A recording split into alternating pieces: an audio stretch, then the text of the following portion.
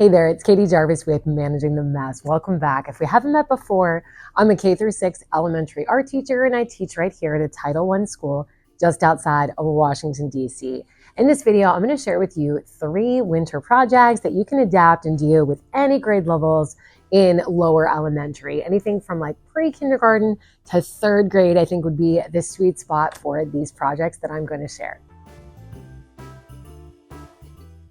In my art room, I just focus on winter art. I don't go into any specific winter holidays. And the one that I'm going to share first, I typically do with kindergarten, and it is so sweet. In their classroom, they do a unit on gingerbread. So it ties in really well with what we're going to be making in art. We listen to a story about the gingerbread man, and then they complete this little pattern worksheet where they cut out the little shapes at the bottom, and then they simply glue them down in the pattern order of what would come next. This is a freebie I think that I got on freeforclassrooms.com if you want to look for that as well. Then I have the students get 2 gingerbread patterns and a gingerbread house. You could have your students cut these out. Sometimes for kindergarten, I cut them out ahead of time just because they lose their stamina with this project by the time they get to the best part, I feel like, when they're adding in the patterns for the candy. So that is just completely up to you. After the students glue down the gingerbread, then we use a paintbrush and white paint. Students paint in the ground on the bottom of the gingerbread house. We paint completely all around the outline of the house. They use the white paint on that paintbrush to paint doors and windows. And I encourage them to add shingles on the roof. When they're done painting with that white paint, we put the paintbrushes into the paintbrush hot tub, which is a little bucket we have in the sink because we won't be using paintbrushes anymore for this project. I pour the paint for this project into egg cartons, so they have lots of different colors for all the different candies, and then we put 1 Q-tip in each color. 2 students share 1 egg carton, and we say the same thing we do with our glue, dot, not a lot. So they are placing the Q-tip into the paint and then simply just stamping it onto the paper. Now we're encouraging them to not just go crazy with the dots, but to really stop and think about patterns. So in mine, you can see some rainbow patterns. You can see the pink, blue pattern on the roof. And as I'm teaching the lesson, I'm pointing that out to them as well and encouraging them to show that within their picture. They use the same little dot painting method to add candy for eyes and for hair on the gingerbread person and decorate those. And then last, they dip their Q-tip into the white paint and they add a little bit of snow to complete the picture. The next project I'm going to share we do with 1st grade, but definitely adaptable for any of your grade levels. I give my students, because it's 1st grade, a pre-printed snowman outline. So we all get the size about the same. Makes it a little bit easier when they go to trace it later on in the project. And this has an outline of the same size shape as the styrofoam that we're going to be using to make the prints. They start off with pencil, just kind of filling in this snowman. A lot of them this year made them into snow cats and dogs and other animals. It was totally cute. But I give them a little reference sheet with different eyes and nose and hats and things like that for the snowman. We draw a line for the ground. They can draw a couple little snowflakes in the air. And then when that is done, they cut this out. This is simply just copy paper. They cut this out and bring it to me.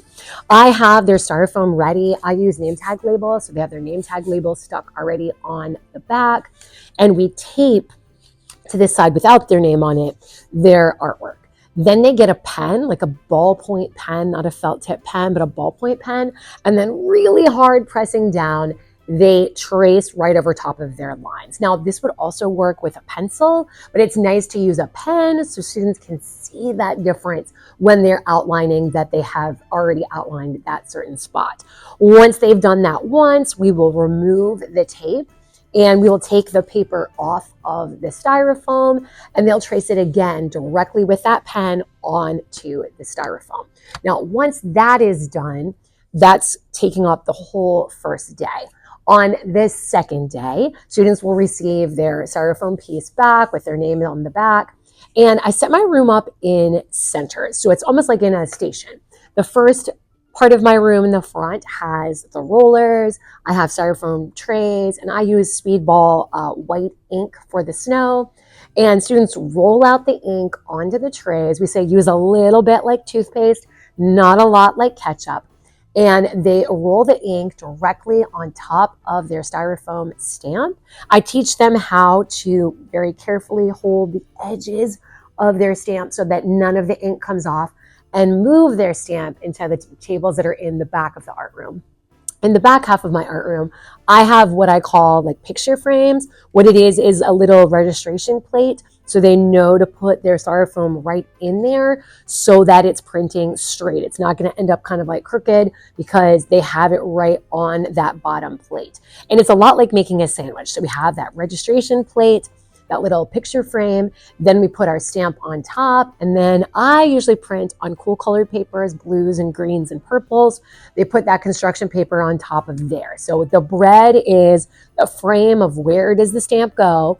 The stamp goes in the middle, that's the meat of the sandwich, and then a cool piece of paper on top. They can simply use their hands, or if you have them, those little barons or rubbing tools, and they rub the back of the construction paper so the ink is coming off of the stamp and going on to the paper. Then they peel it off like a fruit roll-up and they check it. If it looks like a very good print, they'll sign their name and they'll put it on the drying rack. Just like with the other printmaking, we will create a series. So the students are not just making one, they try to end up with 3 good prints on the drying rack with their name on it.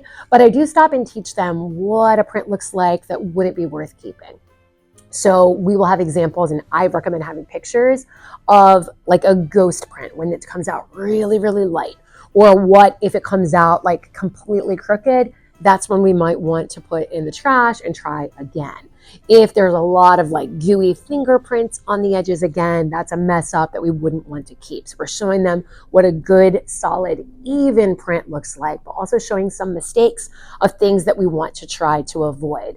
Another one is if the stamp moves while the students are rubbing it, they might see like 2 or 3 prints of the stamp on their print. So that's also a mistake that I encourage them to throw away. The next one we're going to go into is going to be the one that I typically do with 2nd grade. With my 2nd grade artist, we talk about our state bird, which I found out is the state bird of a lot of states, which is the cardinal. This is an awesome bird to choose because they look so beautiful in the snow. So we talk about that contrast of the red cardinal with the white of the snow. Students will practice first breaking down the cardinal into shapes. So we'll look at a circle for their head, an oval for their body.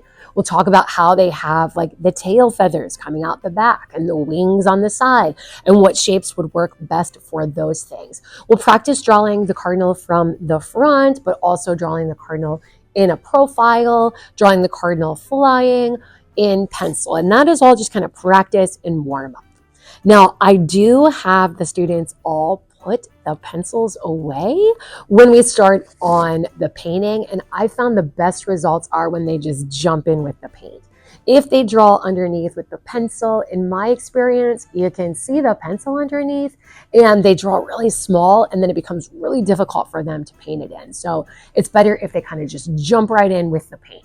I have them, in advance of painting, cut some newspaper strips to make some branches, and they kind of can choose if they want the paper to be horizontal or vertical and what they want the branches to look like.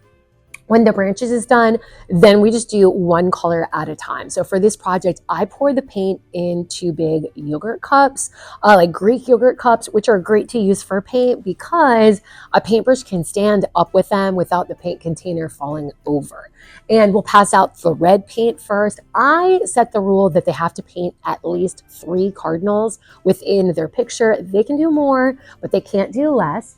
And we do everything in red first. So they look back at their sketches and then they paint the shapes with the red paint, and then they fill them in with the red paint. Next, we go back in with orange paint and we switch to a smaller paintbrush. So we take the paintbrushes we were using for the red paint and we put those in what we call our paintbrush hot tub, which is just a little bath of cold water and bubbles in the sink.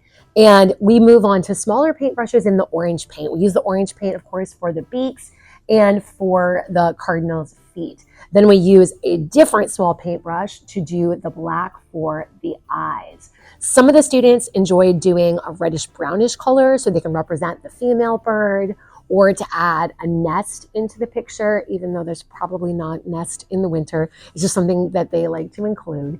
And then last, with a completely different clean paintbrush, we paint the snow. And you'll want to caution your students when they're starting to do the snow to not touch the Cardinals, or the paint is going to turn pink. What I have them do with the paintbrush and the white paint is pile up the snow on the branches, and then either they can use that same paintbrush and put little dots to make snowflakes, or they can get out a toothbrush and we put the paint on the toothbrush. Typically when I am doing this snow, I water down the paint a little bit so you don't get like bird poop spraying out from the toothbrush, but it's kind of like a light fine mist. The students simply just run their thumb over the toothbrush bristles and it spreads it out onto the paper to look like snow. While the paint is wet, we might add a few little dabs of Elmer's glue, and I will often put a like snow glitter on these to make them even more magical. I sure hope this video was helpful for you. Stay tuned because I'm going to have a video similar to this where I share some winter projects for the upper elementary grade levels.